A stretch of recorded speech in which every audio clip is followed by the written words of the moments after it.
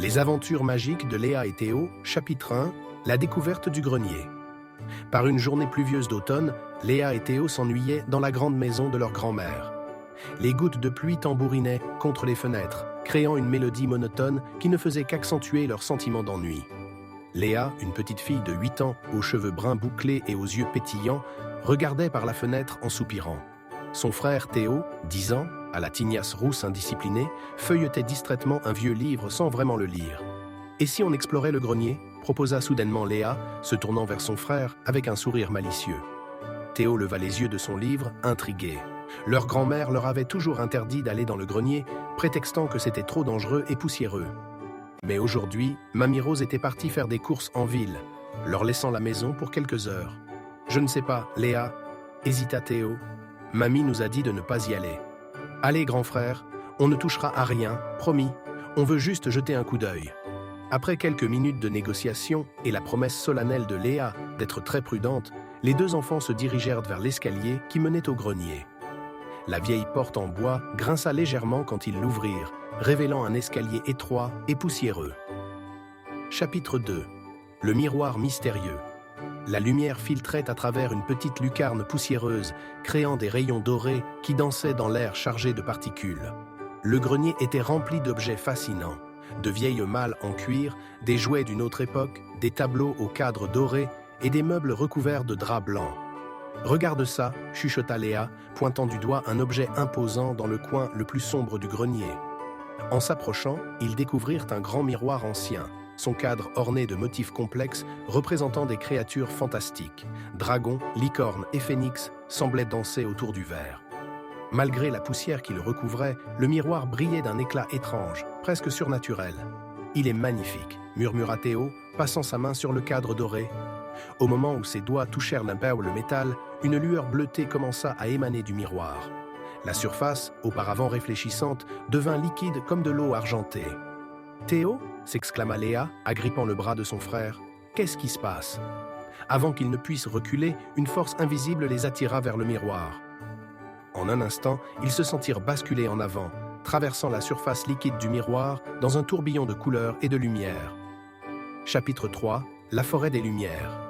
Lorsque le tourbillon cessa enfin, Léa et Théo se retrouvèrent dans une forêt comme ils n'en avaient pas jamais vu.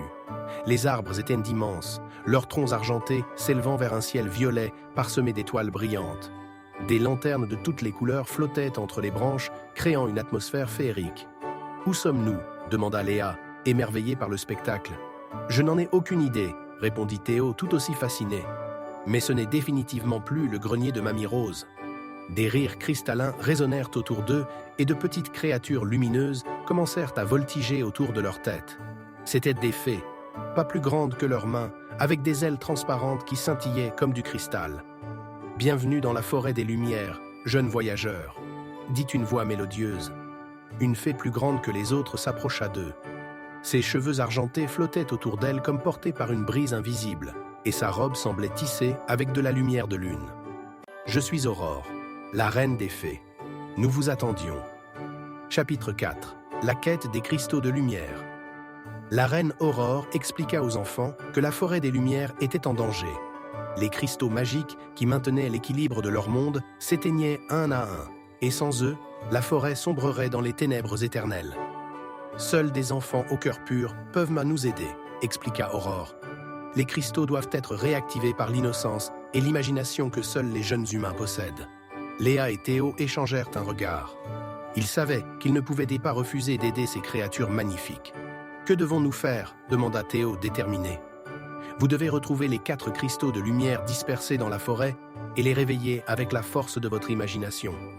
Mais méfiez-vous des ombres rôdeuses, elles tenteront de vous en empêcher. » Ainsi commença leur première grande aventure. Accompagnés de Luciole, une petite fée espiègle aux ailes bleues, ils s'enfoncèrent dans les profondeurs de la forêt enchantée. Chapitre 5. Les ombres rôdeuses. Alors qu'ils s'enfonçaient plus profondément dans la forêt, l'atmosphère changea subtilement. Les lanternes colorées se faisaient plus rares et les ombres semblaient plus épaisses, plus menaçantes. « Restez près de moi » chuchota Luciole, sa lumière bleue créant un petit cercle protecteur autour d'eux. Soudain, ils entendirent un bruissement inquiétant. Des formes sombres commencèrent à se mouvoir entre les arbres, les ombres rôdeuses. Elles ressemblaient à des morceaux de nuit qui auraient pris vie, leurs contours flous et mouvants. « N'ayez pas peur », dit Théo à sa sœur, serrant sa main. « Souviens-toi de ce que la reine a dit. Notre imagination est notre force. » Léa ferma les yeux et se mit à chantonner une berceuse que leur grand-mère leur chantait souvent. À leur grande surprise, sa voix créa des ondulations de lumière dorée qui firent reculer les ombres.